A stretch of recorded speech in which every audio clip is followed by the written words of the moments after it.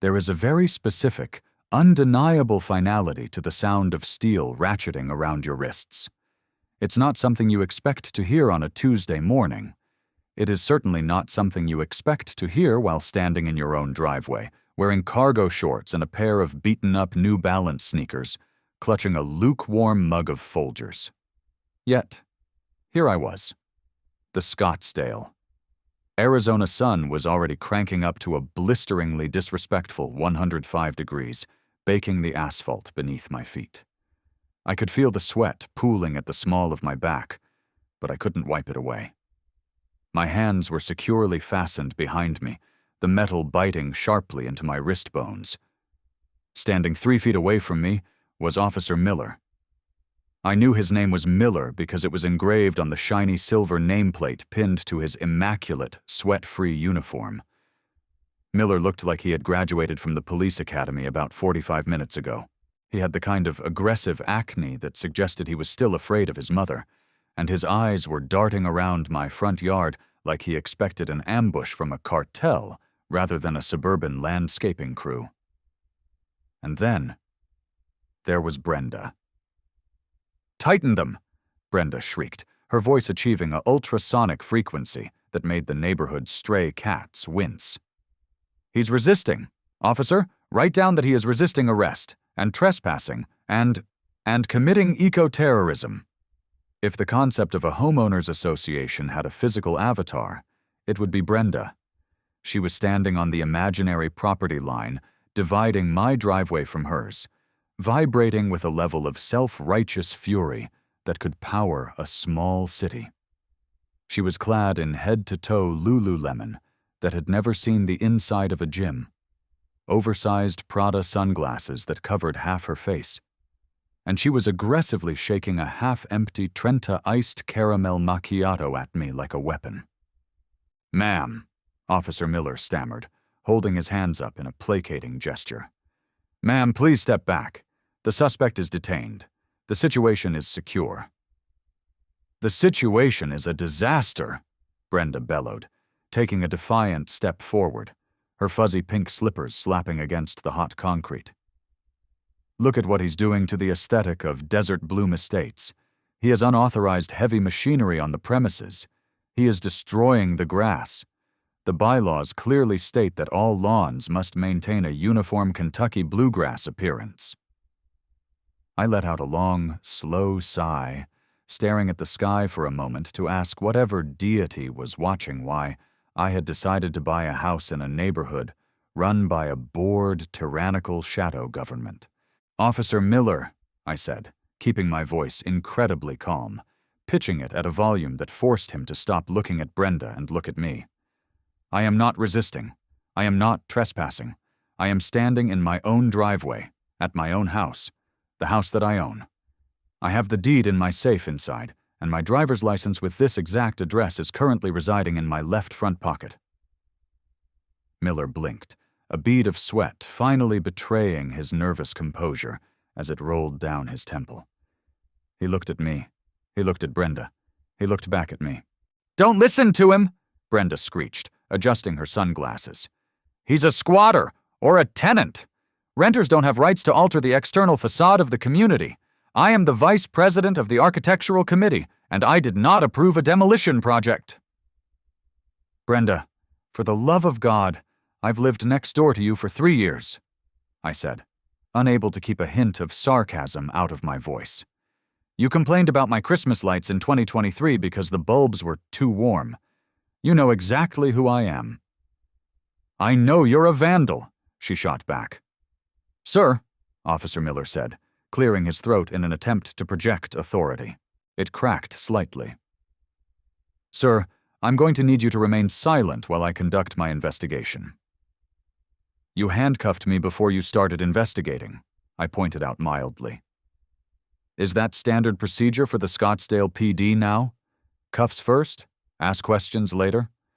I'm pretty sure Terry versus Ohio dictates you need reasonable, articulable suspicion that a crime has been committed to detain me. What exactly is the crime? Landscaping without a permit from a woman in a bathrobe?" Miller flushed a deep crimson. You were acting aggressively, sir. I was drinking coffee and pointing at a patch of dead grass. He was pointing menacingly, Brenda contributed, nodding vigorously.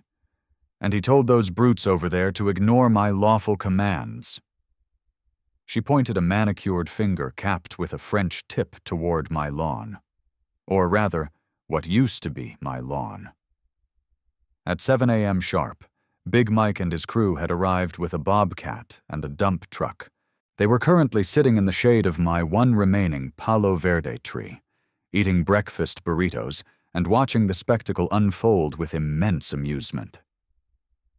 Big Mike, a man built like a commercial refrigerator, gave me a small, sympathetic salute with his burrito. "Officer," I said, shifting my weight. My shoulders were starting to ache. "I'm going to explain this to you very simply. I am ripping out my grass to install xeriscaping. It is drought-resistant, it saves water, and more importantly, it is entirely legal. If you reach into my pocket, you will find my ID. You can run it. You will see this is my property. You are currently detaining a homeowner on his own property because his neighbor doesn't like his gardening choices.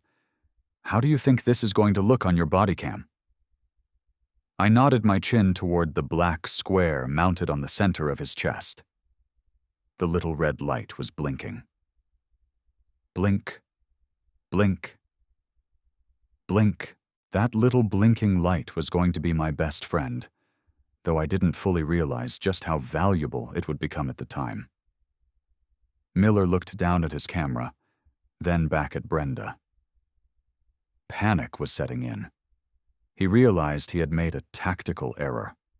He had arrived on the scene of a hysterical 911 caller claiming a home invasion and property destruction in progress, saw a bunch of guys with heavy machinery tearing up a lawn, and saw me arguing with the caller. He acted on adrenaline, slapping the cuffs on the nearest available male to secure the scene. Now he was stuck. If he uncuffed me, and I actually was a crazy squatter, he'd look like an idiot.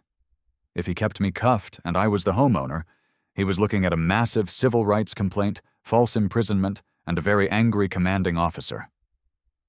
"He's lying," Brenda insisted, sensing Miller's hesitation. She closed the distance, stepping onto my driveway. "The HOA bylaws are legally binding, contractual. He signed a CC&R. By violating it, he is committing a breach of contract, which is a crime, which makes him a criminal, which means you have to take him to jail." "That is literally not how the law works, Brenda," I groaned. "Breach of contract is a civil matter. It's not in the penal code. The police don't arrest people for violating a lawn aesthetic. Furthermore, under ARS Section 33-1816, the state of Arizona explicitly forbids homeowners associations from prohibiting the installation of drought-resistant landscaping. State law supersedes your little neighborhood book club." "Don't quote fake laws at me," she screamed, her face turning an impressive shade of mottled purple. "I know the law. I watch Law and Order. I am a pillar of this community."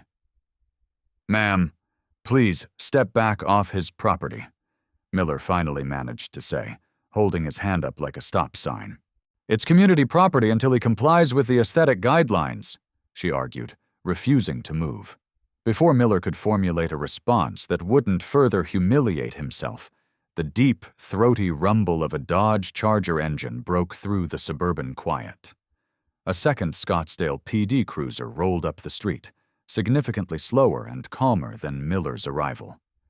It parked right behind Miller's vehicle, blocking my driveway completely. The door opened, and a man stepped out who looked like he had been dealing with people like Brenda since the Reagan administration. He was an older officer, with silver hair clipped close to his scalp, a thick mustache, and 3 chevrons on his sleeve. Sergeant Davis. He didn't run. He didn't jog. He strolled up the driveway with the heavy, measured steps of a man who was profoundly tired of human stupidity. He took in the scene.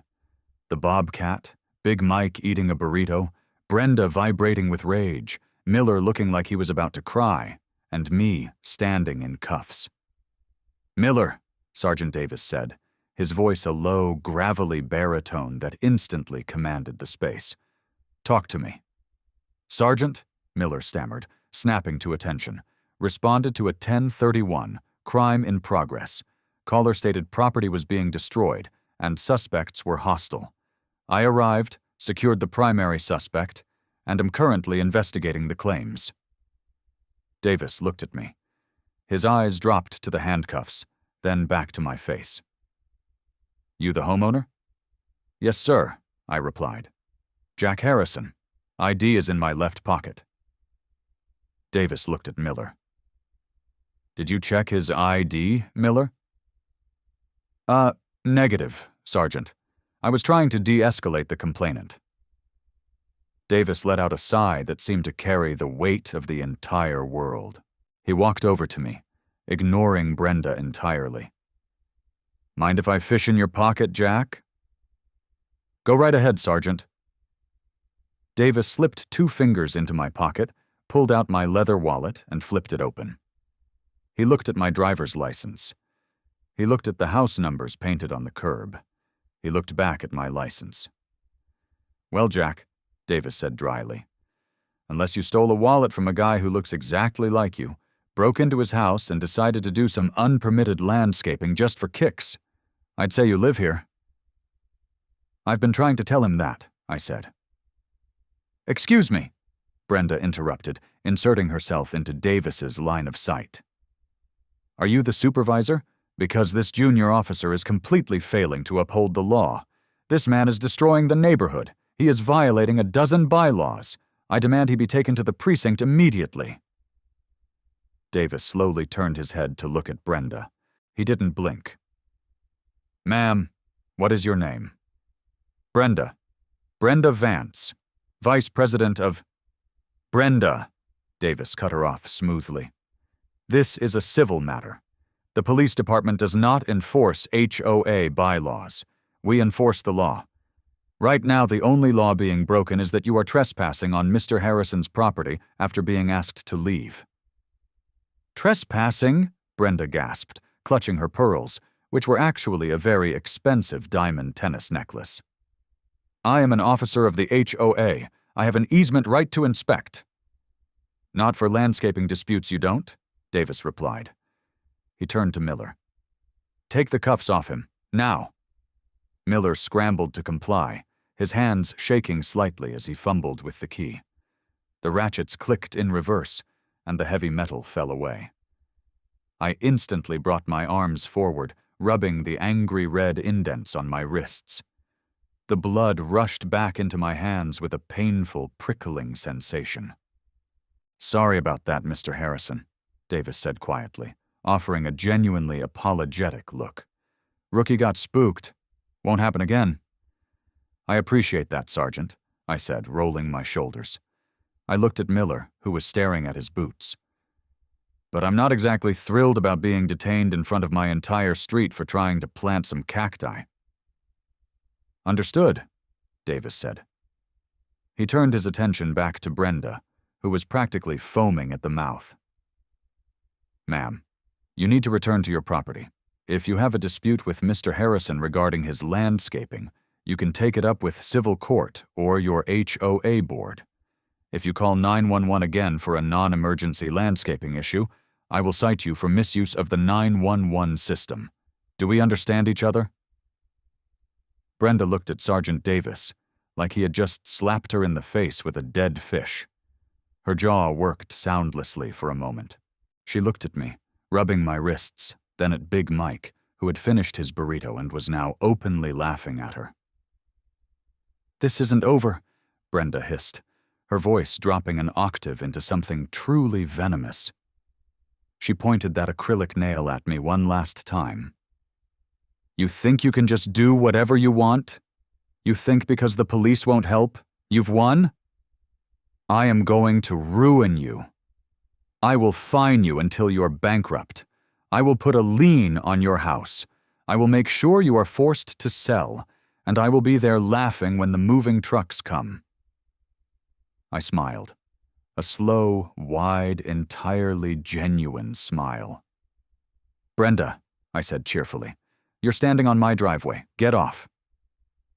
She spun on her heel, her fuzzy slippers slapping furiously against the pavement as she marched back to her pristine, water-wasting property.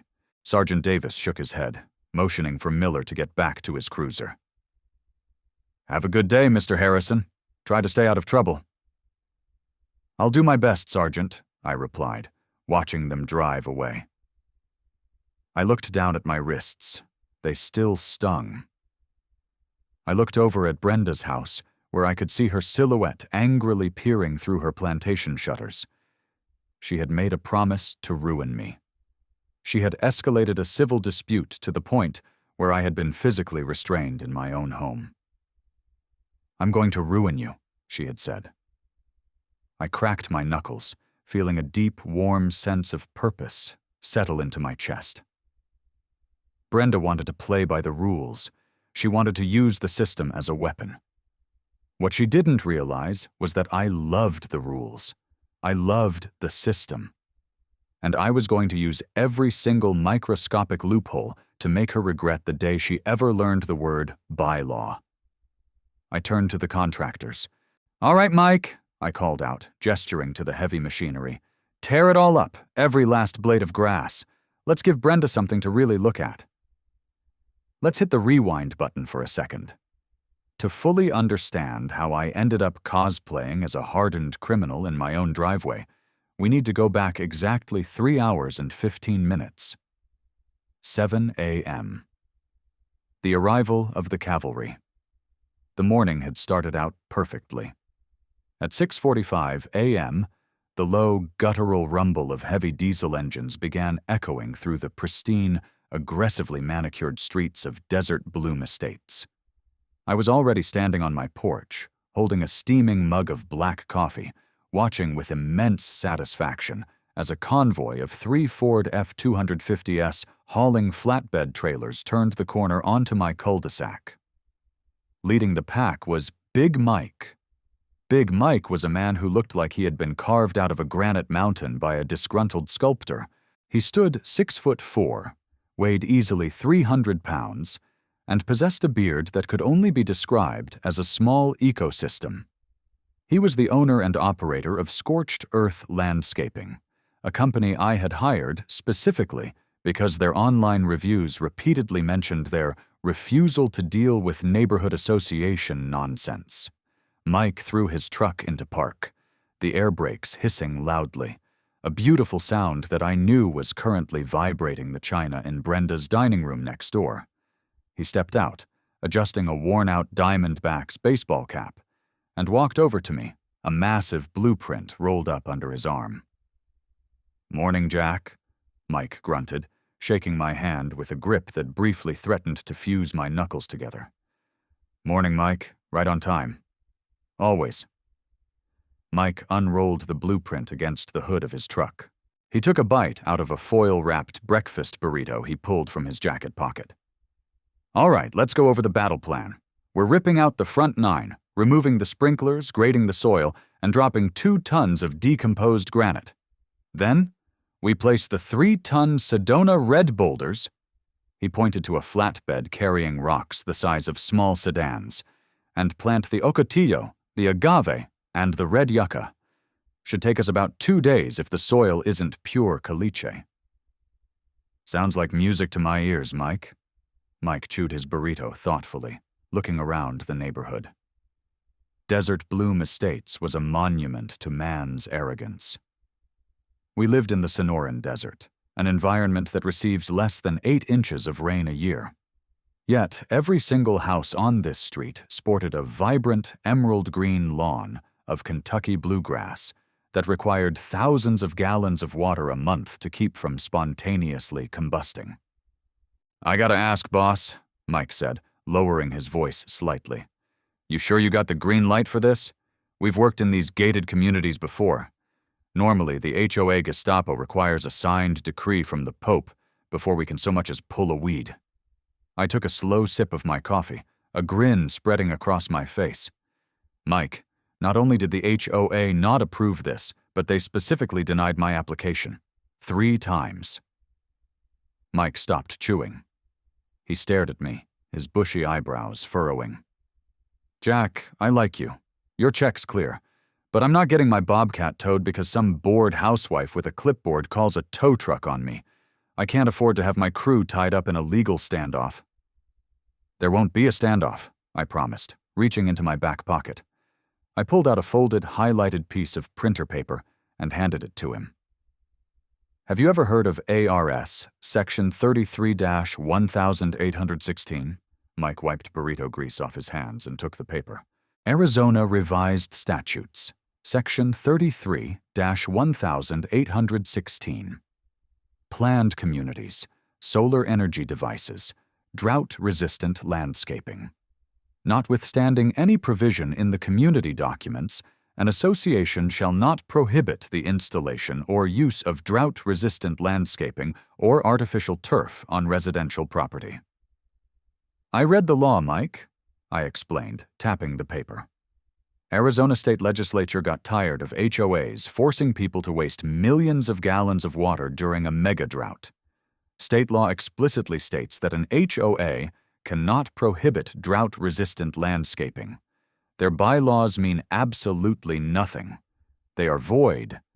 If they try to fine me, tow you, or stop this project, they are violating state law, and my lawyer is going to buy a new boat with the settlement.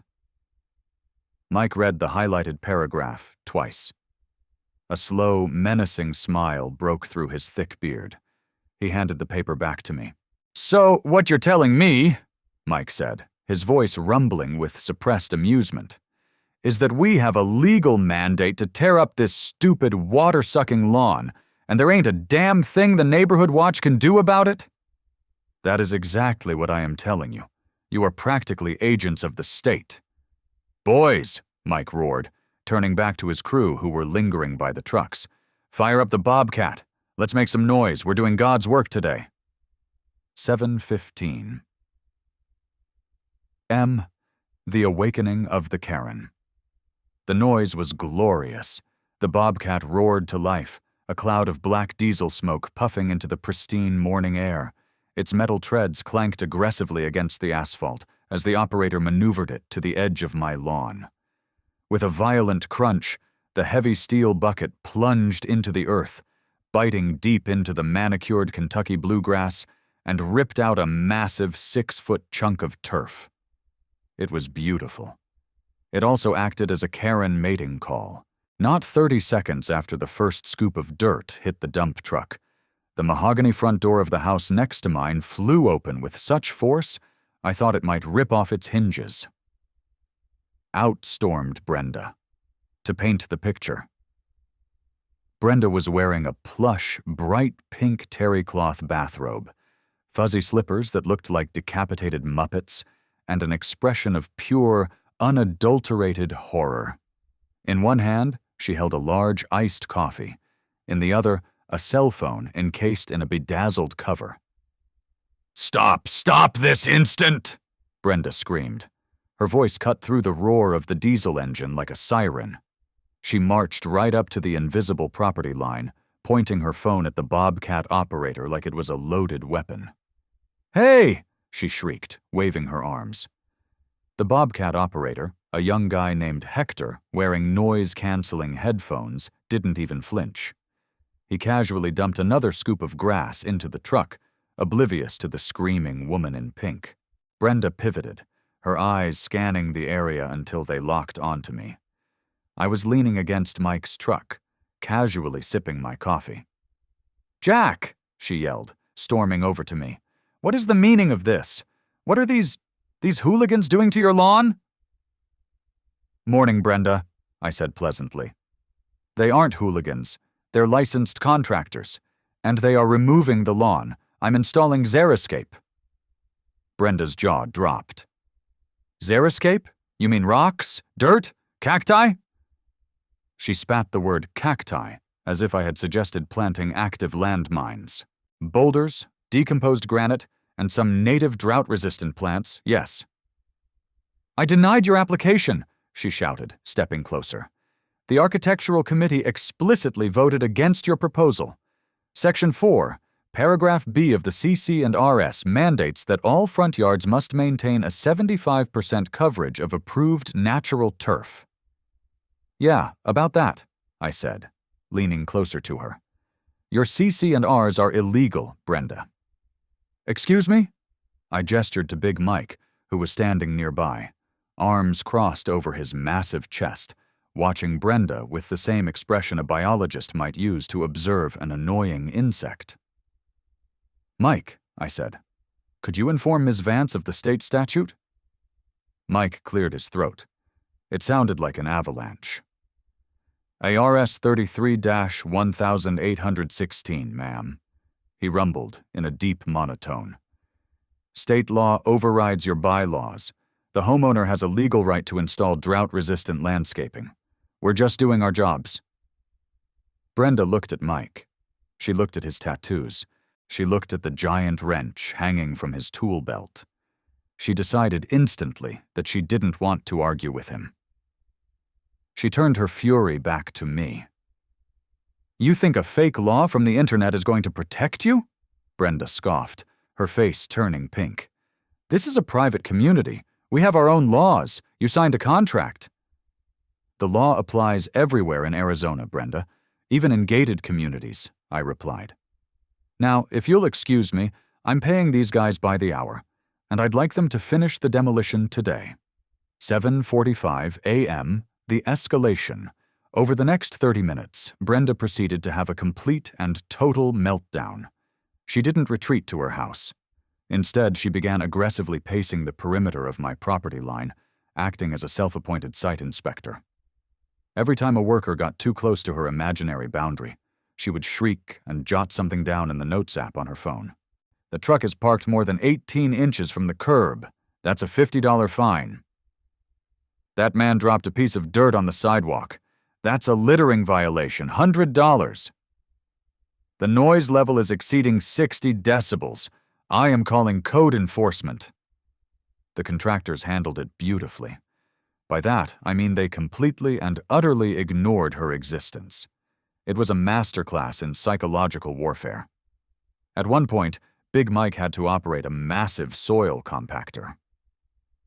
Brenda marched right up to him, cupped her hands around her mouth, and began screaming over the deafening thump, thump, thump of the machine. I demand you show me your contractor's license. I demand to see your insurance binder. If you crack my driveway, I am suing you personally. Mike didn't stop the machine. He didn't look at her. He just kept walking slowly forward, guiding the heavy compactor, forcing Brenda to walk backwards in her fuzzy slippers to avoid being run over. She eventually tripped over a garden hose and landed square on her backside in a puddle of sprinkler water. That was the breaking point. Brenda scrambled to her feet, her pink bathrobe soaked with muddy water, her face red with an apocalyptic fury. "That is assault!" she screamed, her voice cracking. "He just tried to run me over with a tractor. You are all going to jail!" She whipped out her phone and aggressively dialed 911. I sighed, shaking my head.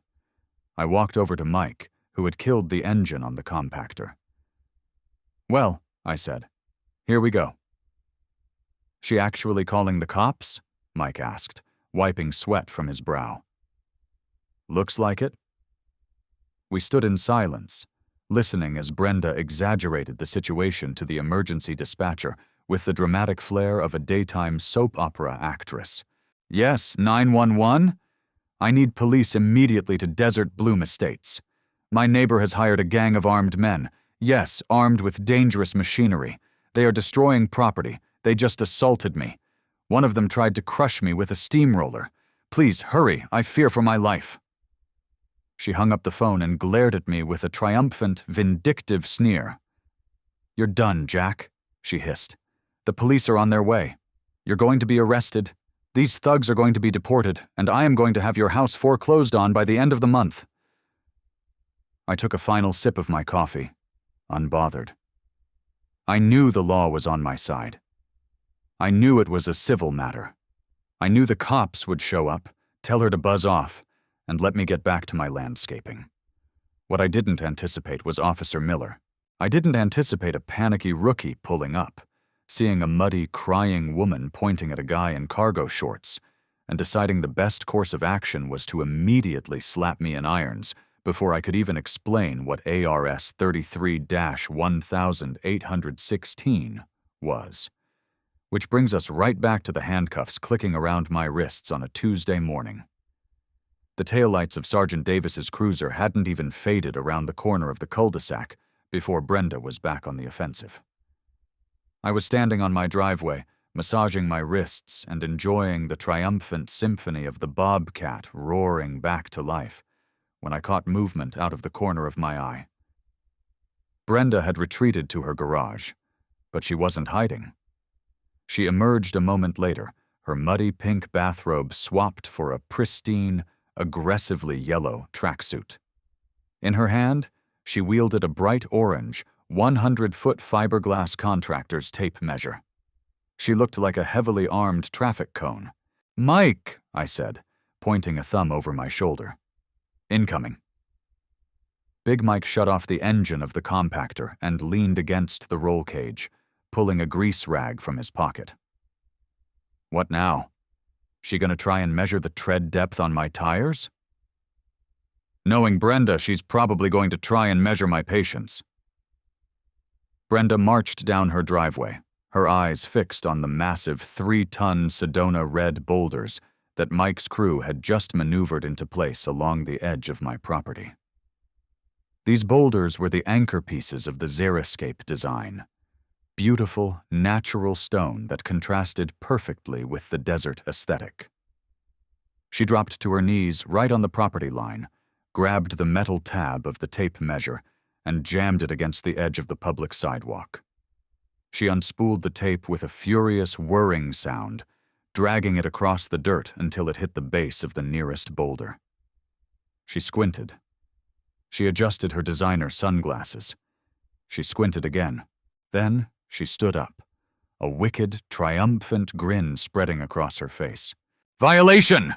Brenda crowed, pointing a manicured finger at the rock. "Violation of Section 2, Article 4 of the Scottsdale City Code, and Section 8 of the HOACC and Rs.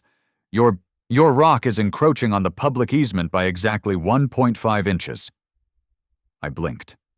1.5 inches? 1.5 inches, she repeated loudly, making sure the entire crew could hear her. The easement extends exactly 3 feet from the inner edge of the sidewalk. Your boulder is situated at 2 feet 10.5 inches. That is an illegal encroachment. Mike chuckled, a deep, rumbling sound that shook his chest. "Lady, it's a rock. The earth shifted when we dropped it. Give it a gentle kick and it'll move back an inch." "I will not touch that unauthorized debris," Brenda snapped. "And it's not just an encroachment. That rock constitutes unapproved lawn ornamentation." "You did not get architectural committee approval for ornamentation. You have exactly 24 hours to remove these hazards, Jack, or I am issuing a maximum penalty citation of $500 per day."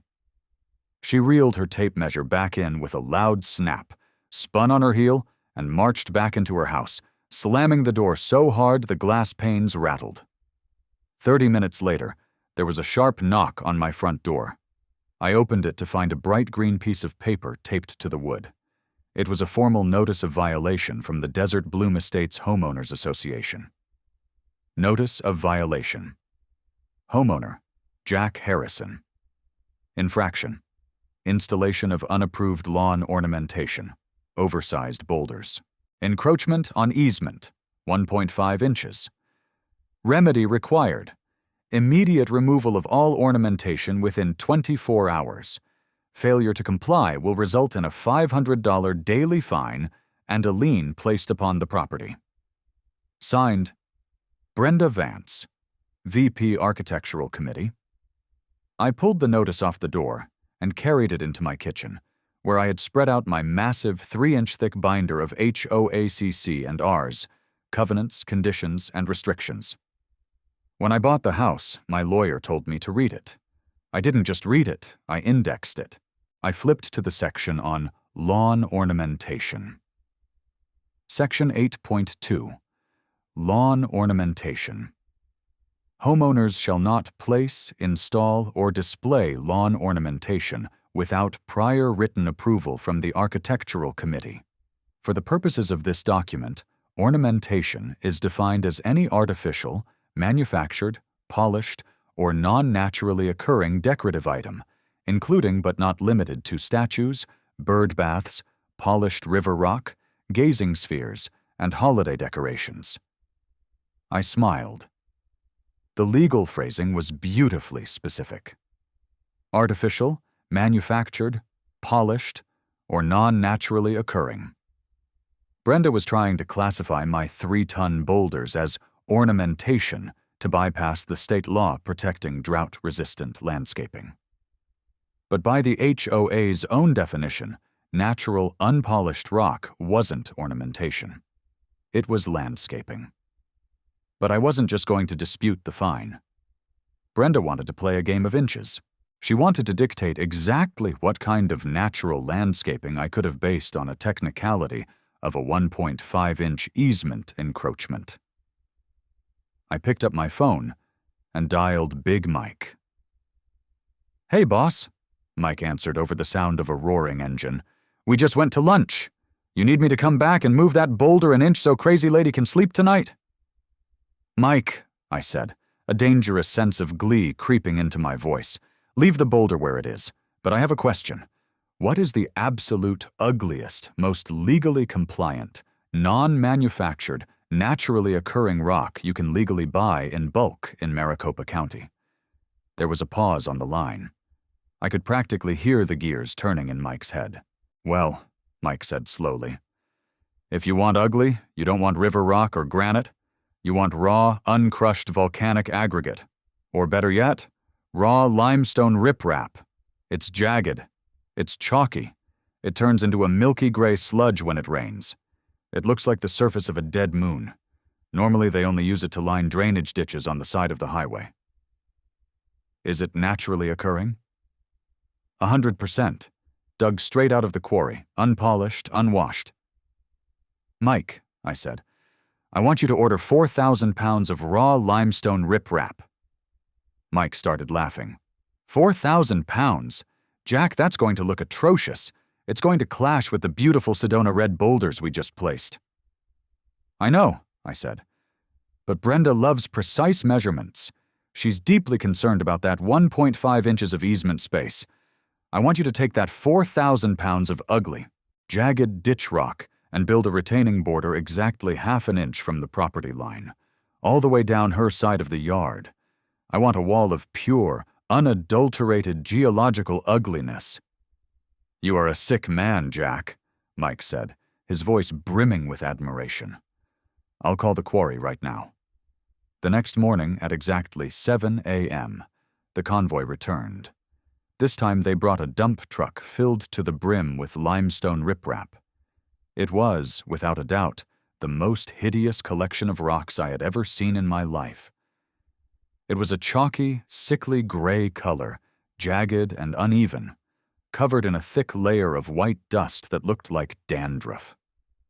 Mike and his crew piled out of their trucks. They weren't just carrying shovels today.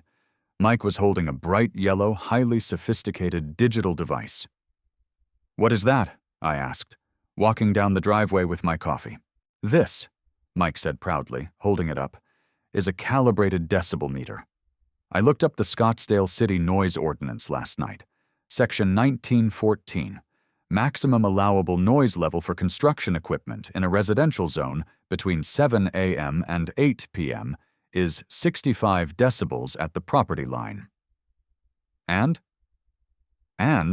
Mike grinned, "we are going to operate at exactly 64.9 decibels.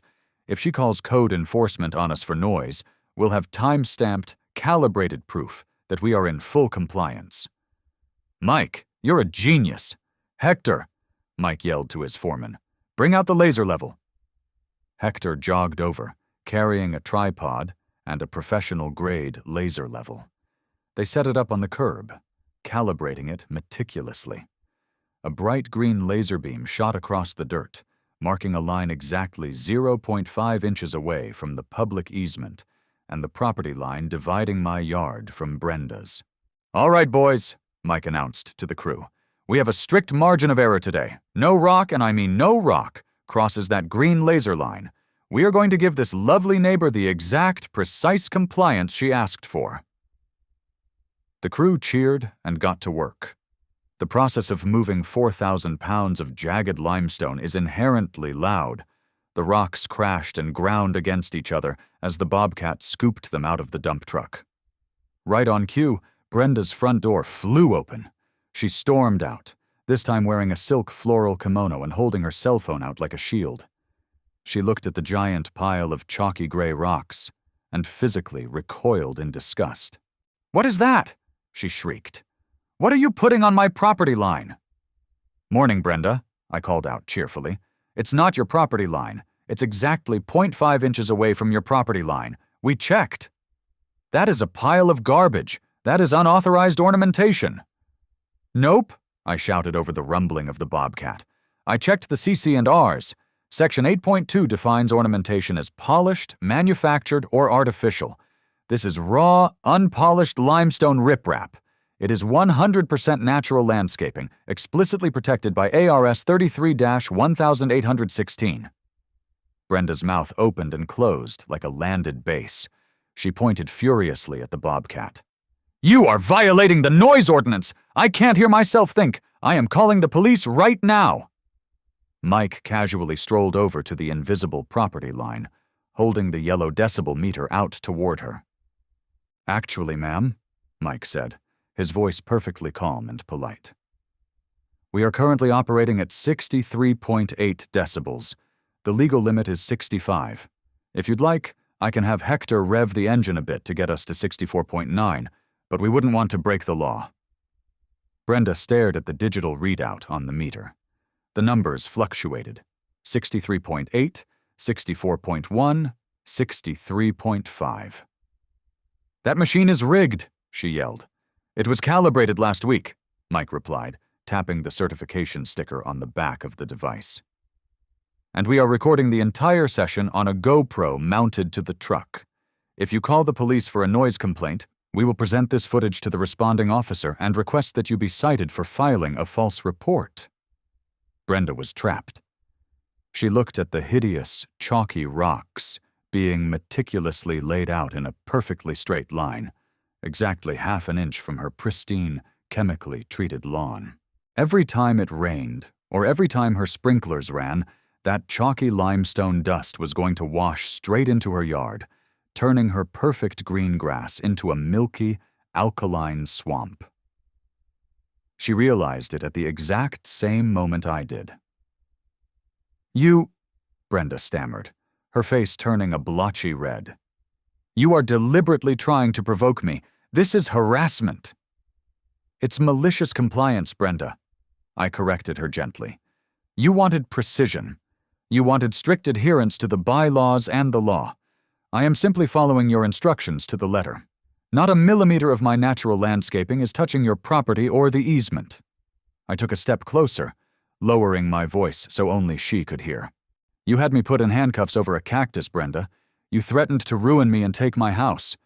So this is how we play now. We play by the rules.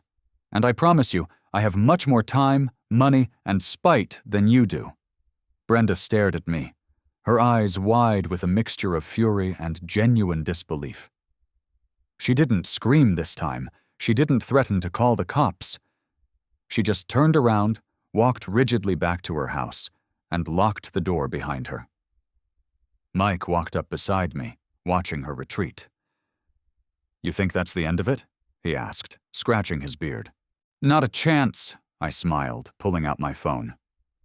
"She's going to try and weaponize the HOA board against me, which means it's time for me to go on the offensive. Do you know how to file a public records request with the police department, Mike?" "Can't say that I do."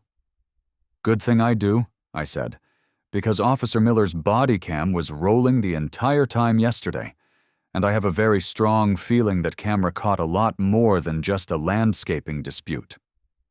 The smell of freshly brewed revenge is distinct. It smells exactly like laser printer toner and a fresh pot of French roast. By Wednesday morning, My front yard looked like a beautifully curated desert oasis on one side, and a jagged, chalky, demilitarized zone on the other. Brenda had completely barricaded herself indoors. The limestone riprap was already doing its job. Overnight, the automated sprinklers from Brenda's yard had activated, spraying a fine mist over the property line. The water hit the raw limestone, creating a milky, highly alkaline runoff that was slowly but surely burning a beige, dead streak into the edge of her pristine Kentucky bluegrass. It was a beautiful sight, but I couldn't just rest on my laurels. Brenda had declared war, and she had used the police as her opening volley. Putting me in handcuffs on my own property was a bridge too far. It was time to return fire, legally speaking. I sat at my kitchen island, my laptop open, surrounded by printed copies of Arizona state statutes, Scottsdale municipal codes, and my own handwritten timeline of the incident. I picked up my phone and dialed Dan. Dan was an old college buddy who now billed himself out at $400 an hour as a civil rights and administrative law attorney in downtown Phoenix. He was exactly the kind of guy you wanted in your corner when you needed to use the crushing weight of bureaucracy as a blunt instrument. Law offices of Daniel Vance? Please tell me you aren't calling to ask me to review another HOA bylaw, Jack? Dan answered, his voice crackling over the speakerphone. No, Dan, I said, taking a sip of my coffee. I need you to help me ruin a rookie cop's week and legally extract a video file from the Scottsdale Police Department. There was a pause on the line. I heard the sound of a leather chair squeaking as Dan leaned forward. Okay, you have my undivided attention. What did you do this time? I didn't do anything. I was detained, in handcuffs, on my own driveway for planting a cactus. I gave Dan the entire rundown. I told him about Brenda, the unapproved Xeriscape, Big Mike's crew, the panicked response from Officer Miller, and the eventual rescue by Sergeant Davis. Dan let out a long, low whistle. So, let me get this straight. You were physically deprived of your liberty and placed in mechanical restraints without reasonable articulable suspicion that a crime had been committed, strictly based on the hysterical ramblings of a neighborhood busybody. That is exactly what happened. Jack, I could file a Section 1983 civil rights lawsuit for false arrest right now. We could settle for a nice 5-figure payout by Christmas. The city hates litigating this stuff. I don't want the city's money, Dan, I said, leaning over my keyboard. I want the Bodycam footage. I want the unedited raw video of Brenda losing her mind, and I want the audio of whatever the dispatcher was saying to Officer Miller when he was detaining me. I need to know exactly what was broadcast over that radio. Ah, Dan said, you're looking for leverage. I'm looking for the truth, and maybe a little leverage. So, tell me how to get the footage without waiting 6 months for some intern to redact it. All right, Dan shifted into lawyer mode. You don't need a FOIA request. FOIA is federal. You are dealing with a municipal agency, so you are using Arizona Public Records Law, specifically ARS Title 39. Under Title 39, any person may request to examine or be furnished copies of any public record during regular office hours. Are Bodycam videos considered public records? Yes, absolutely, Dan confirmed. Arizona Supreme Court has ruled on this multiple times. Unless the footage is part of an ongoing, active criminal investigation, which this isn't because no one was arrested and no charges were filed. It is a matter of public record. You have a statutory right to it. So I just walk in and ask for it. If you want to be laughed out of the building, sure. Dan chuckled. The records division of any police department is guarded by administrative dragons. They will try to give you a summary report. They will try to tell you it takes 90 days. They will try to charge you $50 a minute for processing fees. You have to go in there armed to the teeth. Give me the ammo, counselor. Write this down, Dan instructed. You are requesting the body-worn camera, BWC footage of Officer Miller. Get his badge number if you can, but date, time, and location will suffice. You want the footage from his arrival on scene to his departure. State explicitly that this is for a non-commercial purpose. That's crucial. If it's non-commercial, they can only charge you the actual cost of reproduction, which for a digital video file is practically zero. Got it. Non-commercial. Second, you invoke ARS 39-121.01 D.1. This statute requires the agency to promptly furnish the records. Now, promptly isn't legally defined with a specific number of days, but case law generally accepts it to mean within a few business days, unless they have a massive backlog. If they drag their feet, you remind them of ARS 39-121.02. That's the hammer. What's the hammer? The hammer, Dan said, a smirk audible in his voice, is that if they wrongfully deny your request or unreasonably delay it, you can file a special action in Superior Court. And if the judge sides with you, the police department has to pay all of your attorney's fees. The city attorneys hate that statute. Just drop the phrase statutory attorney fees under Title 39, and they usually start burning the video to a flash drive while you wait. You're a beautiful man, Dan. I know. Send me a bottle of that bourbon you like when you get the tape. And Jack, don't lose your temper with the clerk. Kill them with procedural competence. 30 minutes later, I parked my truck in the visitor's lot of the Scottsdale Police Department headquarters. The building was a modern fortress of glass, steel, and beige stucco, designed to look approachable while simultaneously making you feel incredibly small. I walked through the double glass doors, passed through a metal detector manned by a bored-looking security guard, and followed the signs for Records Division. The Records Division was exactly what you would expect a municipal purgatory to look like. It was a sterile, windowless room illuminated by flickering fluorescent lights that buzzed with a low, headache-inducing hum. There were rows of empty plastic chairs bolted to the floor, a ticket dispenser that read, "Please take a number," and a wall of thick, bulletproof glass separating the public from the administrative staff. I took a number. It was 42. The digital display above the glass read 42.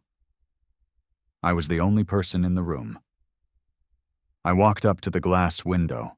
Sitting behind it was a woman who looked like she had been dealing with angry citizens since the invention of the filing cabinet.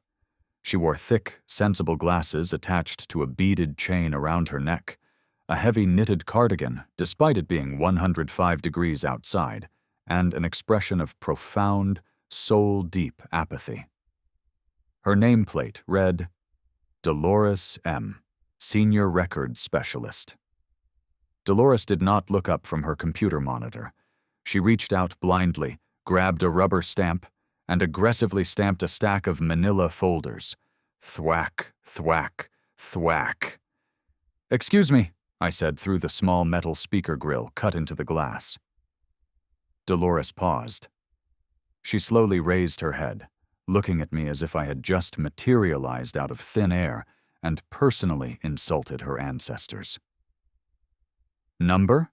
she asked. Her voice sounded like dry leaves scraping across concrete. 42. She glanced at the digital display, sighed heavily, and hit a button under her desk. The display beeped and flashed 42. "How can I help you?" she asked, making it abundantly clear she did not want to help me. "Good morning, Dolores," I said, putting on my most polite, professional smile. I slid a neatly printed document through the small slot at the bottom of the glass. "I am submitting a formal public records request under Arizona Revised Statutes Title 39. Dolores looked at the paper without touching it. "You want a police report? Fill out Form 104-B. It's on the wall behind you. 3 to 5 business days. $5 fee." "Actually, no. I don't want the written report," I corrected her gently. "I am requesting the raw, unedited, body-worn camera footage from an incident that occurred at my residence yesterday morning. The responding officer was a rookie, Officer Miller. I have included the exact time, date, and address on the request. Dolores finally picked up the paper. She adjusted her glasses, read the first 2 lines, and immediately pushed it back through the slot. "We don't release bodycam footage to the public upon request," she stated flatly. "You need a subpoena for video." I smiled. The game had begun. "With all due respect, Dolores, that is factually incorrect," I said, leaning slightly closer to the glass. Body-worn camera footage generated by a municipal police department is considered a public record under ARS 39-121, provided it is not part of an active, ongoing criminal investigation. As no arrests were made and no citations were issued, the investigation is closed. Therefore, it is a public record, subject to immediate inspection and copying. Dolores's eyes narrowed. The apathy vanished, replaced by the sharp, defensive glare of a bureaucrat whose authority was being questioned. "Bodycam footage contains sensitive information," Dolores countered, reciting a heavily rehearsed script. "Faces of minors, license plates, the interior of private residences. It has to go through our video redaction unit. The backlog is currently 14 weeks. You can submit the request, and we will put you in the queue. We will notify you in 3 to 4 months." "I understand redactions are sometimes necessary," I replied smoothly, pulling a second sheet of paper from my folder. However, the incident took place entirely outdoors, in my own driveway, which is visible from the public right-of-way. No minors were present. Furthermore, as I am the subject of the video, and it was taken on my property, my privacy interests are not at risk. I slid the second paper through the slot. It was my formal grievance against Officer Miller. "Additionally," I continued, "I have just filed a formal complaint with Internal Affairs regarding an unlawful detainment by Officer Miller during this specific incident. This bodycam footage is the primary evidence for an administrative review. 14 weeks is not an acceptable timeline." Dolores stared at the grievance form. The mention of Internal Affairs always changes the temperature in a police building. "Sir," Dolores said, her tone dropping an octave, becoming colder. "The law says we must process requests promptly. In a department this size, promptly means when the redaction unit gets to it. We don't expedite requests just because you're unhappy you got a warning." "I didn't get a warning, Dolores. I was handcuffed for standing in my own yard." "That's for IA to decide," she snapped. "I can take your request. But like I said, it's going to be a few months, and there will be a processing fee of $75 an hour for the redaction software." There it was, the roadblock, the attempt to price me out and wait me out. It was exactly what Dan told me would happen. I took a deep breath, channeled my inner high-priced attorney, and dropped the hammer. "Dolores, please look at paragraph 3 of my request," I said, tapping the glass. "You will note that I am requesting this footage for a non-commercial purpose. Under ARS 39-121.01 D1, the department is only permitted to charge me for the actual direct cost of reproducing a digital file. You cannot legally charge me for the hourly labor of your staff to redact it. The cost of a blank flash drive is roughly $4. I have a $5 bill in my wallet." Dolores crossed her arms. "I don't make the fee schedule, sir. City Council does." "The City Council cannot override state statute," I countered. "And regarding your 14-week timeline, while promptly is not strictly defined by a specific number of days, the Arizona Supreme Court ruled in Phoenix New Times versus Arpaio that unreasonable delays constitute a denial of access. 14 weeks for a 10-minute video file of a closed incident is legally unreasonable." I leaned in, making sure my voice carried clearly through the speaker. "If this request is denied or artificially delayed, my next step is to file a special action for a writ of mandamus in Maricopa County Superior Court. And as you well know, under ARS 39-121.02, if a judge finds that the department unreasonably delayed this request, the city will be ordered to pay all of my attorney's fees, my attorney bills at $400 an hour. So we can either handle this today for $4, or we can let the city attorneys handle it next week for $4,000. The choice is entirely up to you. The silence in the records division was deafening. The only sound was the low hum of the fluorescent lights. Dolores stared at me. I stared back. I kept my face perfectly neutral, pleasant even. I wasn't yelling. I wasn't angry. I was simply a man explaining the inevitable consequences of municipal obstinacy. Dolores blinked first. She spun her chair around without a word, picked up a phone on a back desk, and dialed a 4-digit extension. She spoke in hushed, furious whispers for about 2 minutes. She hung up the phone, spun back around, and glared at me with a look of pure, unadulterated venom. "My supervisor is coming," she said. "Thank you, Dolores. I appreciate your help." 5 minutes later, a door behind the glass opened, and a tired-looking man in a white shirt with a lieutenant's gold bars on his collar walked in. He was holding my paperwork. He looked like a man who was counting the days until his pension kicked in. He stepped up to the glass, nudging Dolores aside. "Mr. Harrison?" the lieutenant asked. "Yes, sir."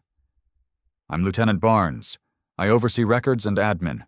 Dolores tells me you're threatening to sue the city over a Bodycam request." "Not threatening, Lieutenant," I corrected politely. "Merely outlining the statutory remedies available to me if my lawful public records request is unreasonably delayed. I'm just trying to save everyone time and taxpayer money." Barnes sighed, rubbing the bridge of his nose. He looked down at the grievance I had filed against Officer Miller. "Look," Barnes said, his voice dropping to a more conversational, man-to-man tone. "Miller is a rookie. He's been off field training for a month. He got a call for a violent disturbance. He showed up. He panicked. He cuffed you. Sergeant Davis got there 3 minutes later and fixed it. Nobody went to jail. Nobody got hurt. You really want to drag this kid through an IA investigation over bruised wrists and a bruised ego?" "Lieutenant, he didn't just cuff me. He ignored my statements, refused to check my ID, and took the word of a hysterical neighbor who was clearly weaponizing the police department for a civil HOA dispute. If Sergeant Davis hadn't shown up, I'd probably have an arrest record right now. That kid needs retraining before he gets someone killed."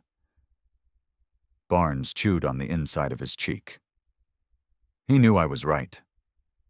A bad stop is a bad stop. And in a wealthy, litigious city like Scottsdale, a bad stop is a massive liability. "And the video?" Barnes asked.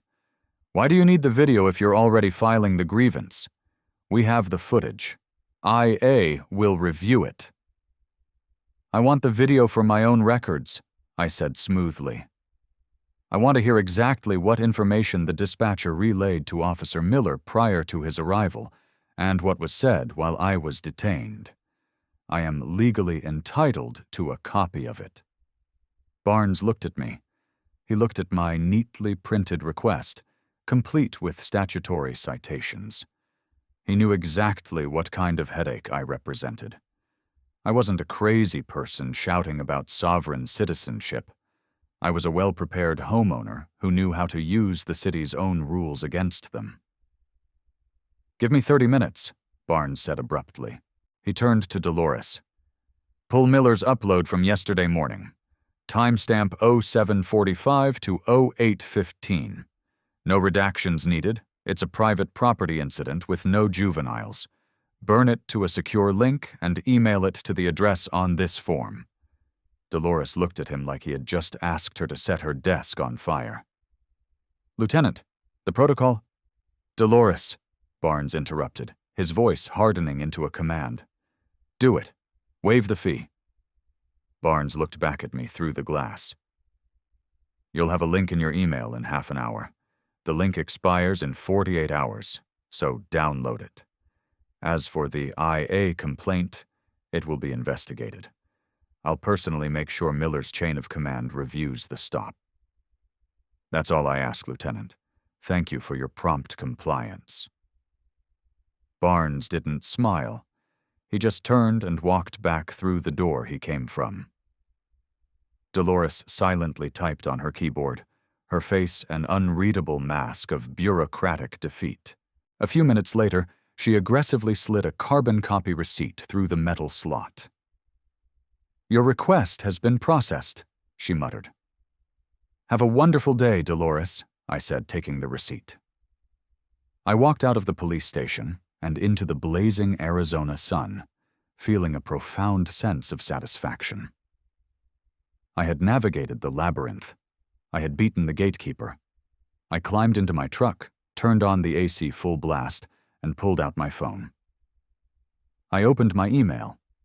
Sitting right there at the top of my inbox was an automated message from the Scottsdale PD Evidence Management System. Subject: Secure Share, Public Records Request number 8842. BWC_Miller_J. I had the video. I had the unedited raw footage of everything that happened on my driveway. I didn't know exactly what I was looking for yet, but I knew it was going to be the key to dismantling Brenda's reign of terror. I forwarded the email to my personal server, ensuring it was downloaded and backed up in 3 different places. Then I opened my text messages and sent a group text to Big Mike. Me. Got the police bodycam footage from yesterday?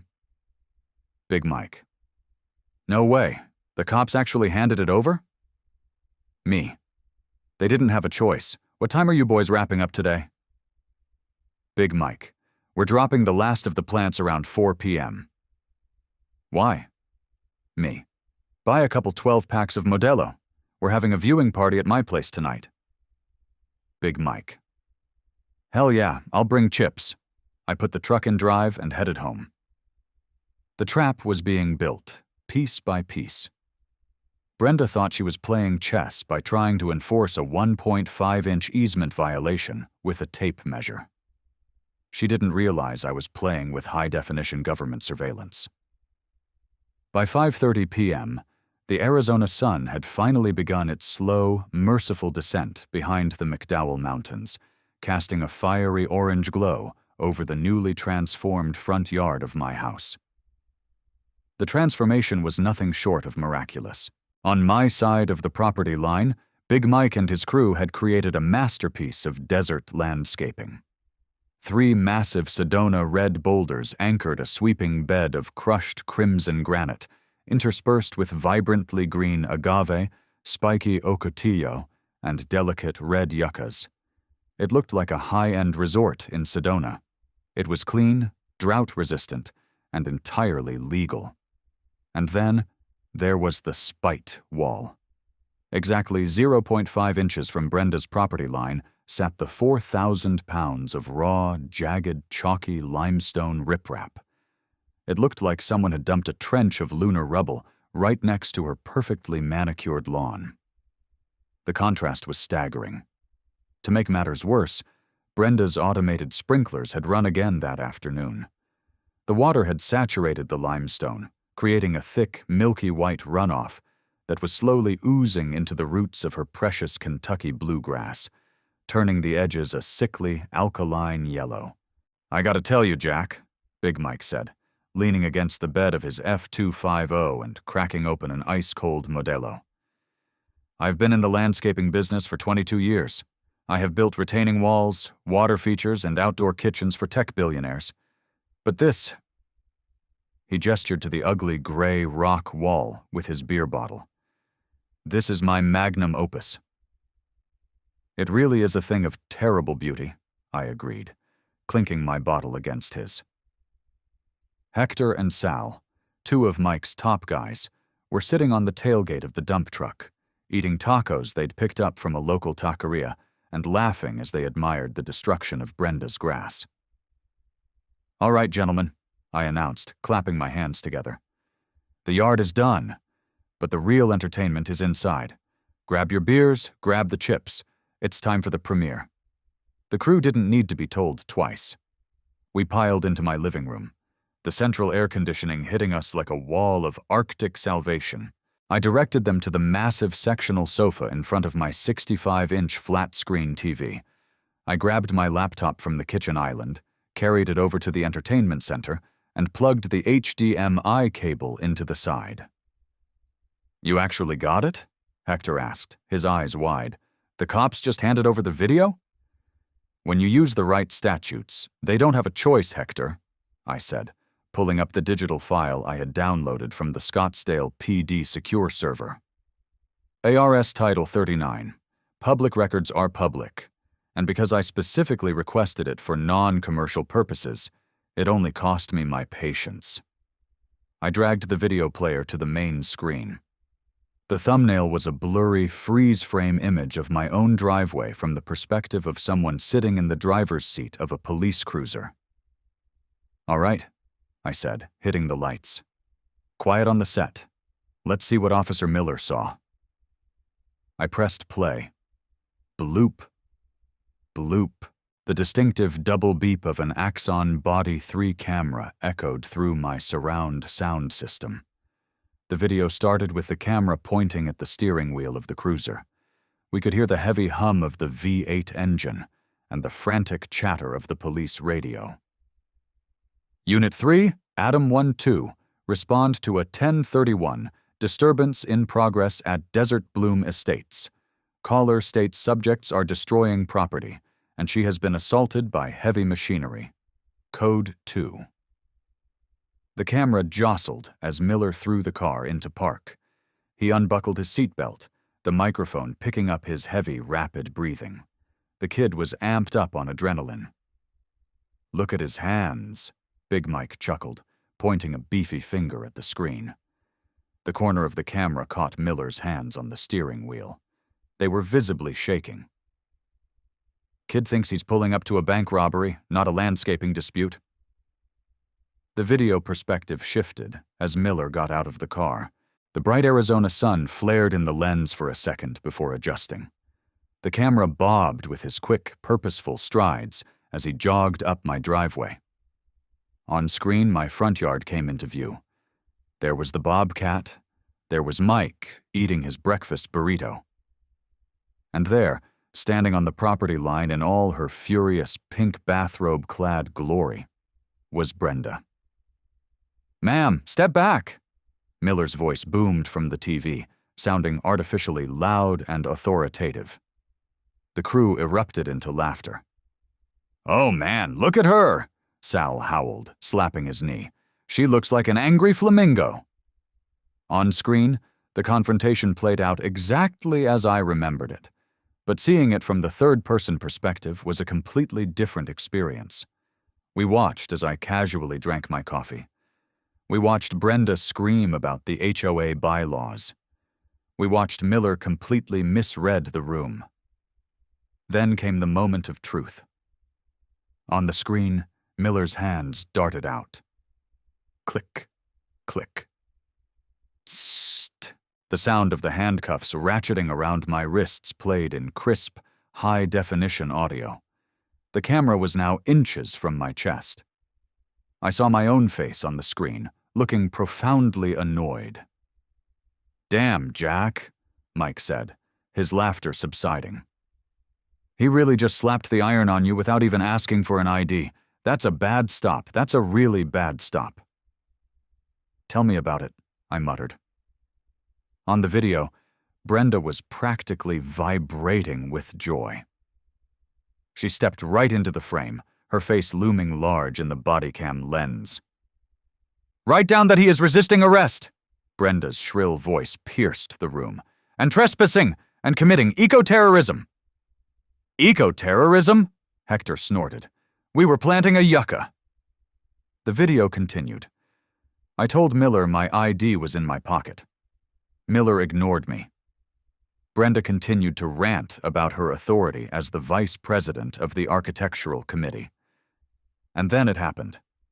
The moment that changed everything. Brenda, desperate to prove her supreme authority to the young officer, stepped back, puffed out her chest, and pointed directly at Miller's camera. "I am the official representative of this neighborhood," Brenda declared pompously on the video. "I am the one who called you. You need to put my information in your report immediately. My name is Brenda Vance, V-A-N-C-E, Brenda Elaine Vance. Date of birth, August 12th, 1974. I have lived here for 3 years, and I demand you take this man to jail." I hit the spacebar, pausing the video right on Brenda's smug face. "Well," I said, a slow smile spreading across my face. "That was convenient of her." "What?" Mike asked, taking a sip of his beer. "She just gave him her info for the police report." "Right. And what do police officers do when they get a name and a date of birth?" I hit play again. On the video, Miller raised his left hand. The camera captured his thumb pressing the transmit button on his shoulder-mounted radio microphone. "Dispatch, 3 Adam 12. Need a 1027 and a 1029 on a complainant. Female, last name Vance, V-A-N-C-E, first name Brenda, middle Elaine. DOB 08 12 74. "He ran her," Sal realized, leaning forward on the couch. "Exactly," I said. "He's running a 1027, which is a driver's license check, and a 1029, which is a check for wants and warrants. Standard procedure when taking a statement for a report." We watched the video for another 45 seconds. Brenda continued to yell at me. I continued to explain ARS 33-1816. Miller looked increasingly panicked as he realized he might have handcuffed the actual homeowner. Then, a sudden burst of static crackled over Miller's radio. 3 Adam. Static. Be advised. Static. The audio was heavily muffled. Miller was standing next to the running bobcat, and Brenda was talking over the radio. "Wait," I said, sitting up straight. "Did you guys hear that?" "Hear what?" Mike asked. "The radio." I grabbed the laptop and scrubbed the video back exactly 1 minute. "Listen closely to the radio," I instructed the room. "Not to me, not to Brenda, just the radio." I hit play. Brenda was yelling, "He's a squatter, or a tenant." Underneath her voice, the dispatch radio crackled. 3 Adam 12, dispatch, record returns on Vance Brenda E. "Don't listen to him," Brenda shrieked on the video. The radio crackled again. "Be advised." Static. "Subject has an active." Static. "Out of Tempe PD, confirming." Static. I paused the video. The living room was dead silent. Hector lowered his taco. Big Mike stared at the TV, his mouth slightly open. "Did she just say?" Mike started. "She said active," I confirmed, my heart starting to hammer against my ribs. Dispatch said, "Subject has an active." "Active what?" Sal asked. "In police radio code, active usually precedes one word," I said, my mind racing. "Warrant." "You're kidding me," Mike laughed, a booming sound of pure shock. "The HOA president has a warrant, Brenda?" "Vice president," I corrected automatically, "but we need to be sure. The audio is garbage." I minimized the video player and quickly opened a piece of audio editing software I used for some amateur podcasting work. I stripped the MP3 audio file directly out of the Bodycam video and dropped it into the editor. "What are you doing?" Hector asked, watching the green sound waves populate on my screen. "I'm isolating the frequency," I explained, my fingers flying across the trackpad. "The Bobcat engine is low-frequency bass. Brenda's voice is high-frequency treble. The police radio operates on a very specific, compressed, mid-range frequency. If I drop the highs and kill the lows, we should be able to isolate the radio channel." I applied an equalization filter, dragging the sliders until the visual waveform of Brenda's shrieking flattened out. I boosted the gain on the 300 Hz to 3 kHz range, specifically targeting the tinny, compressed sound of a Motorola shoulder mic. "All right," I said, taking a deep breath. "Let's see if this works." I hit play on the audio file. The Bobcat engine was reduced to a dull murmur. Brenda's voice sounded like it was coming from underwater. But the radio cut through the mix like a knife. 3-Adam-12. Dispatch. Record returns on Vance, Brenda E. Be advised, subject has an active misdemeanor bench warrant out of Tempe PD. Failure to appear on a municipal code violation. Warrant is confirmed and extraditable within Maricopa County. Do you have the subject detained? I slammed the spacebar, stopping the audio. The room exploded. Big Mike threw his hands in the air, letting out a roar of laughter that rattled the picture frames on my wall. Hector and Sal high-fived each other, spilling salsa on my rug. I didn't even care. I just sat back in my chair, staring at the screen, a massive, uncontrollable grin stretching across my face. "Holy hell!" Mike shouted. "She has a warrant! The crazy lady trying to fine you for a 1.5-inch rock encroachment has a literal arrest warrant." Wait, I said, holding up my hands to quiet them down, though I was laughing just as hard. "Did you hear what the warrant was for?" "Failure to appear," Sal said. "On a municipal code violation," I finished. "What does that mean?" Hector asked. "It means," I explained, pulling up the Maricopa County Public Court Records portal on a new tab in my browser, "that Brenda didn't just get a speeding ticket. She violated a city ordinance, got a citation, completely ignored it, and then failed to show up to her court date, prompting a judge to issue a bench warrant for her arrest." I quickly typed Vance, Brenda Elaine into the court records database. I hit enter. A moment later, a digital docket populated on my screen. Defendant: Vance, Brenda Elaine Court, Tempe Municipal Court Charge, City Code 21-3, prohibited accumulation of debris/property blight. Status: active bench warrant. Failure to appear. I read the charge out loud to the room. Big Mike wiped a tear of laughter from his eye. "Property blight? You mean to tell me the woman who is currently throwing a fit over the aesthetic purity of your lawn is legally wanted by the police for turning her previous property into a garbage dump?" "That is exactly what I am telling you," I said, shaking my head in sheer disbelief. "She lived in Tempe before she moved here 3 years ago. According to this docket, she was cited by the city for hoarding garbage, broken appliances, and debris in her yard. She refused to pay the fines, refused to clean it up, and eventually skipped her court date. She fled to Scottsdale to avoid the consequences, bought a house in a strict HOA to overcompensate, and became the very thing she was running from." "That is the most hypocritical thing I have ever heard in my life," Sal said, taking a long pull from his beer. "It's poetic," I corrected. "It's pure poetry."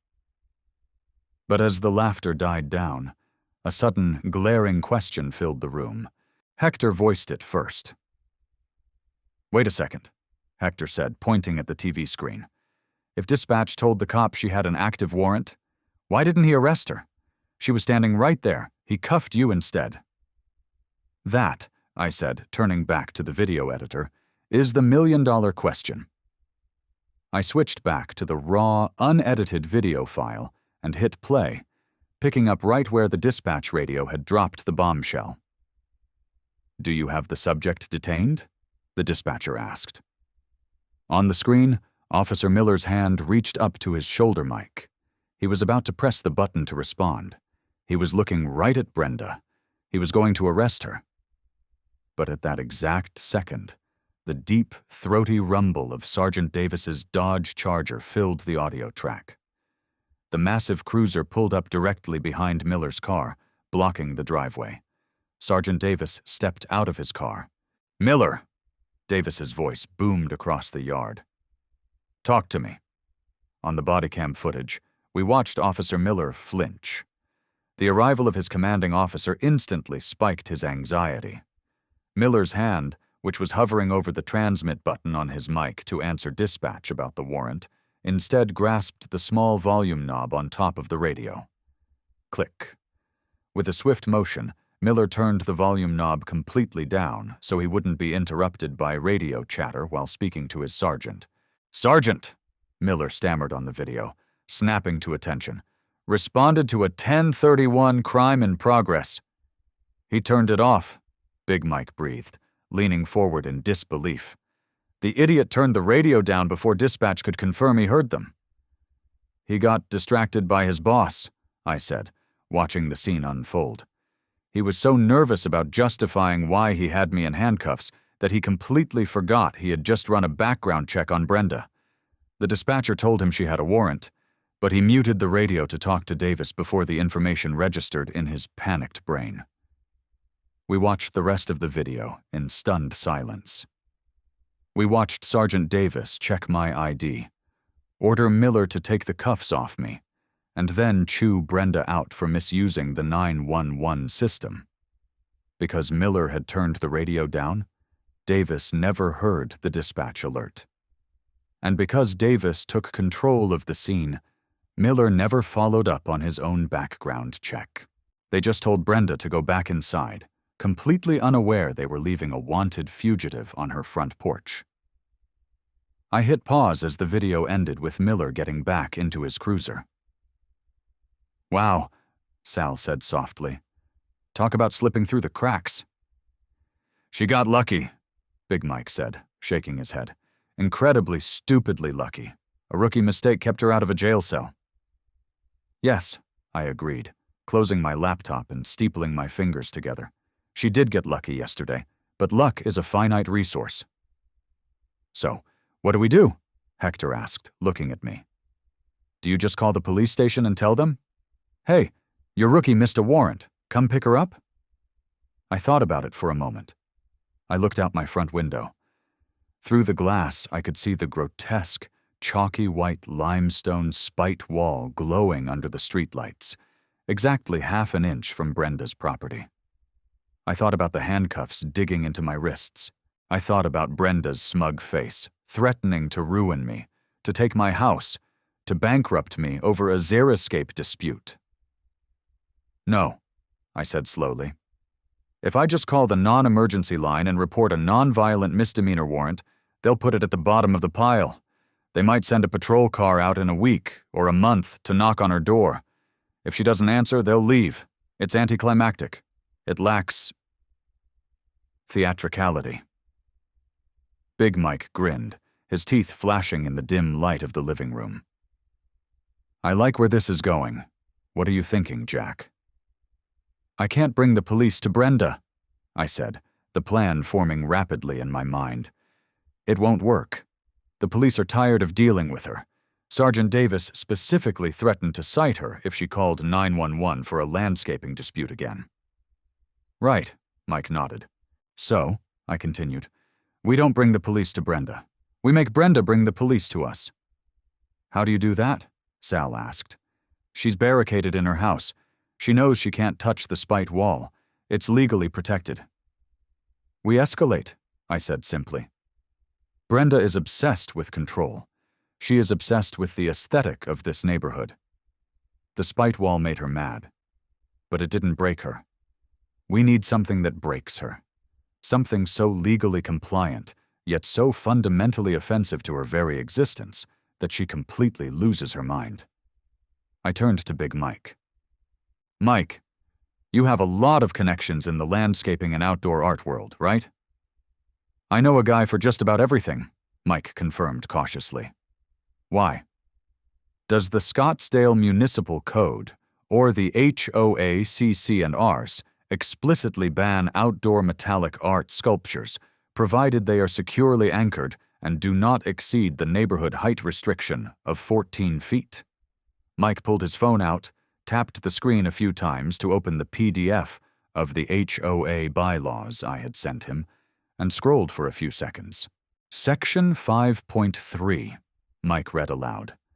Artistic installations, statues, and water features are permitted within the boundaries of the homeowner's property, provided they do not exceed 14 feet in height, do not emit artificial light, and are constructed of materials suitable for outdoor weather conditions. No ban on metal.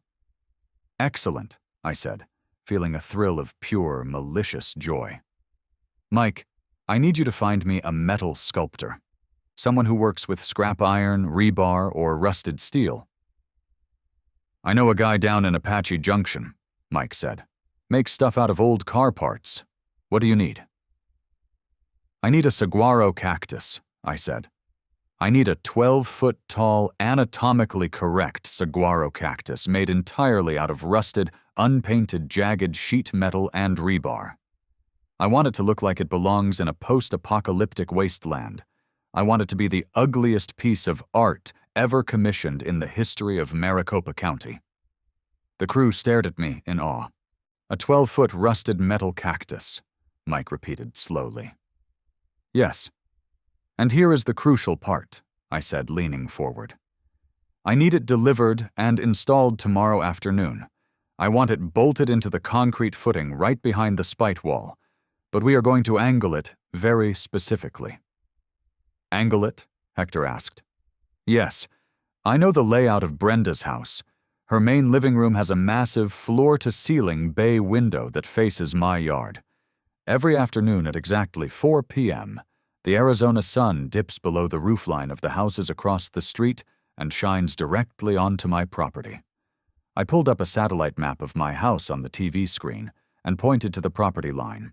If we position the arms of this rusted metal monstrosity at the exact right angle, I explained, tracing a line on the screen, the 4 p.m. sun will hit the polished metallic welds on the sculpture, and it will reflect a blinding, laser-focused beam of sunlight directly through Brenda's bay window, straight into her living room, every single day. Silence fell over the room once more. Sal crossed himself. Hector shook his head in sheer reverence. Big Mike just stared at me, a look of profound, terrified respect in his eyes. Jack, Mike whispered, that is not malicious compliance. That is a declaration of war. She declared war when she put me in handcuffs, Mike, I said, my voice hardening. I'm just ending it. If she leaves the cactus alone, she gets blinded in her own living room every afternoon. But she won't leave it alone. She won't be able to handle it. She'll snap. She will come onto my property, she will try to destroy it, and she will call 911 to demand my arrest. And when the cops show up, Mike started to piece it together.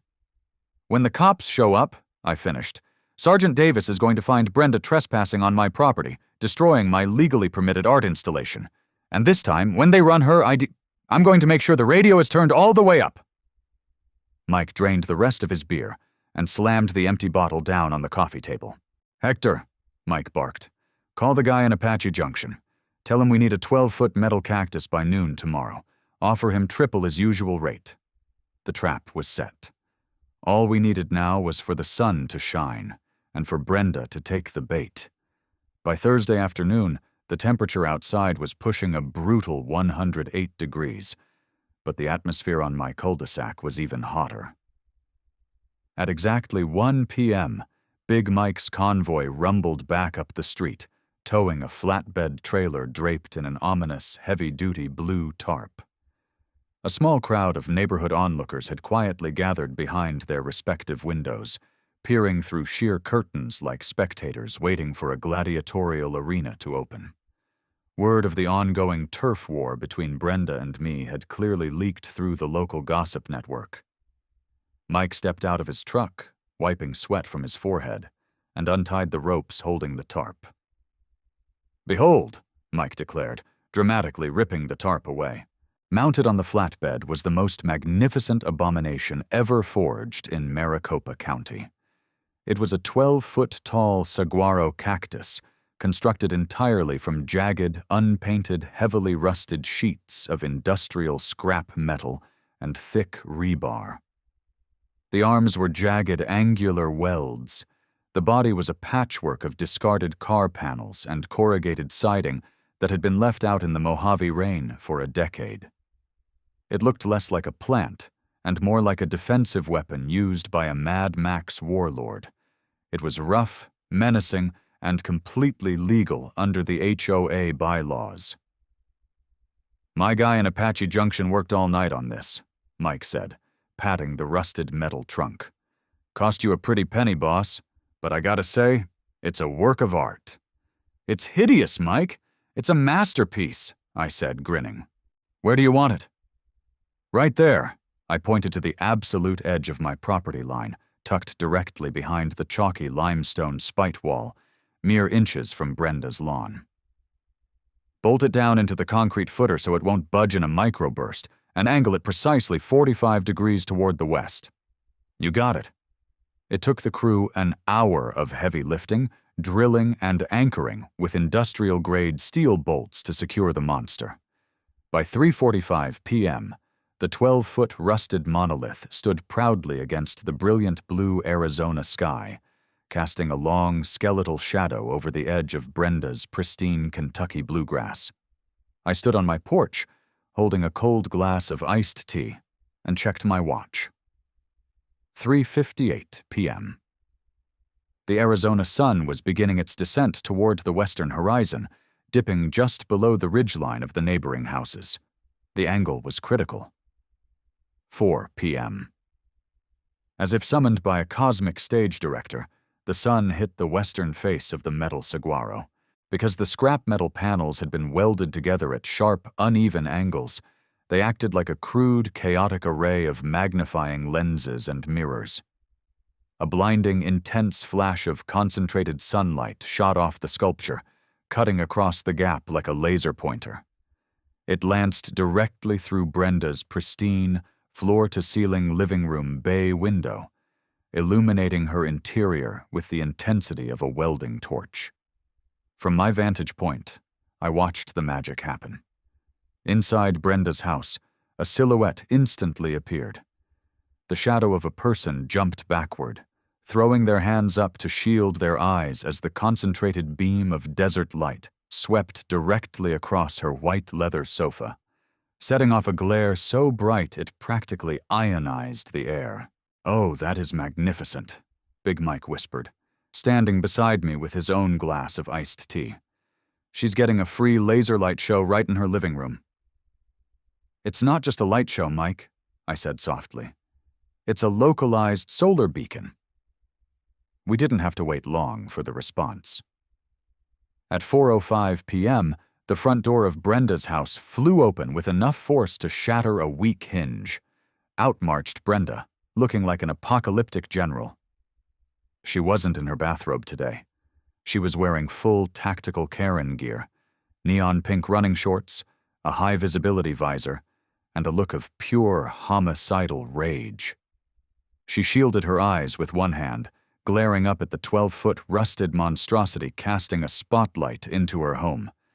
Then, her furious gaze locked onto me, standing calmly on my porch. "Jack!" she screamed, her voice cracking with pure adrenaline. She sprinted across her dying, limestone-poisoned lawn, marched right up to the property line, and stopped at the edge of the spite wall. "Afternoon, Brenda," I called out cheerfully, raising my glass of iced tea to her in a silent toast. "Lovely day for some modern art." That thing is blinding me," she shrieked, pointing a trembling finger at the metal saguaro. "It is shining a death ray directly into my den. My corgi is terrified. I cannot see my television." "It's a legally permitted artistic installation under Section 5.3 of the CC&Rs, Brenda," I replied smoothly, projecting my voice so the neighborhood could hear. Constructed of weather-suitable outdoor materials under 14 feet in height and completely compliant with municipal code, I checked with the city and the HOA bylaws before I put it up. "It's a weapon. It's psychological warfare," she yelled, her face flushing to a brilliant crimson. "It's art, Brenda. You should appreciate culture." She was shaking. I could see the absolute loss of control breaking through her rigid, suburban autocrat exterior. She had tried the HOA board, She had tried the bylaws. She had tried weaponizing the police with a false report. None of it had worked.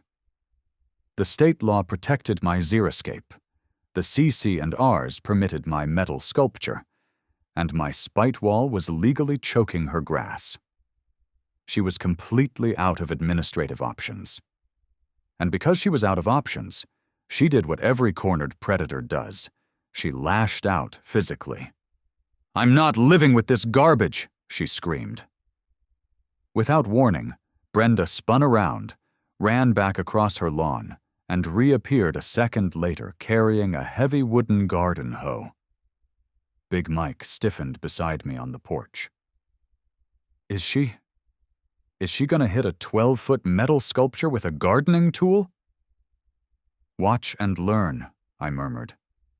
Brenda marched back to the property line, raised the wooden hoe over her head like a medieval peasant storming a castle, and brought it down with all her might against the base of the rusted metal saguaro. Clang! The sound echoed down the cul-de-sac like a church bell struck by a sledgehammer. The impact sent a violent vibration up the handle, rattling her wrists, but Brenda didn't care. She was gone. She was possessed entirely by the spirit of pure, unfiltered malice. Clang, clang, clang! She rained blow after blow onto the metal cactus, screaming incoherent profanities with every strike, chipping the rust flakes off the sculpture and sending them raining down onto her own shoes. "Jack," Mike whispered, his eyes wide. "She's actively vandalizing your art, on camera." I pulled my phone out of my pocket.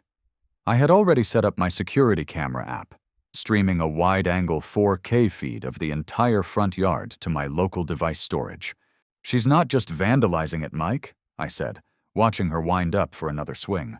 "She's trespassing on my property, destroying private property, and committing a violent breach of the peace." Brenda dropped the hoe, panting heavily, sweat pouring down her face. She realized the metal cactus wasn't even dented. It was solid rebar and industrial sheet metal. Realizing physical violence had failed, she reached into her neon pink running shorts, pulled out her bedazzled smartphone, and aggressively tapped the screen. "Who's she calling?" Hector asked, stepping out of the garage.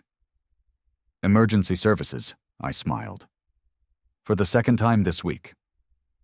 I watched as Brenda pressed the phone to her ear, pacing frantically behind the spite wall, screaming into the receiver. "Yes, 911. I need police at Desert Bloom Estates immediately. My neighbor has erected a dangerous metallic weapon on his property. He's using it to blind me, and now he's threatening me. He's assaulting me with machinery. Send officers right now." She hung up the phone, glared at me with pure venom, and spat on my driveway. "You're going to jail, Jack," she hissed, pointing a finger at me. "The police are sick of you. They're going to lock you up and throw away the key." "I sure hope so, Brenda," I said softly, taking a slow sip of my iced tea. "I sure hope so."